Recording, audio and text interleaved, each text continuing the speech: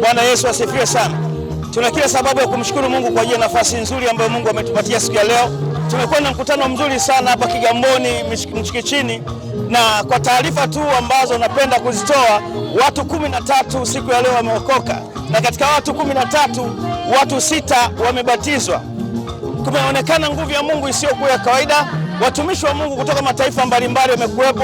Watumishi wa Mungu kutoka Kongo, wametokea kule Lubumbashi, wametokea kule Uvira, wametokea kule Kinshasa, tumekuwa pamoja nao. Pia watumishi wa Mungu kutoka Malawi, watumishi wa Mungu kutoka Rwanda wamekuwa pamoja nasi, na tumemwona Mungu akifanya kazi kwa namna ya kushangaza sana. Mimi kama mtumishi wa Mungu ambaye ni mwenyeji, ni coordinator Tanzania, kwa majina yangu naitwa Askofu Emmanuel Mbagwile, na ninaongoza huduma inaitwa Goshen Ministries International, na hii ni branch yetu ya Goshen Ministries International ambayo iko hapa Kigamboni, na tumemwona Mungu akifanya mambo ya ajabu siku ya leo, watu wakifunguliwa na watu wakimpokea Yesu Kristo kama Bwana na Mwokozi.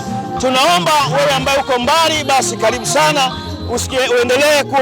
uendelee kusikiliza, uendelee kufuatilia kila kinachoendelea katika mkutano huu hapa Kigamboni. Mungu na kubariki sana.